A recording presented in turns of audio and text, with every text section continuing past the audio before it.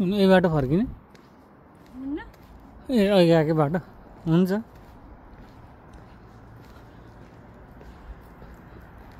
हेर्नुहोस् बोटमा पनि ट्याक्क आएर यहाँ कनालको छेउमा बोट ल्याएर राख्ने, यहीँ सुत्ने, यहीँ पकाउने, यहीँ खाने, बोटभित्रै। लाइफ स्टाइल यस्तो छ यहाँको लाइफ स्टाइल।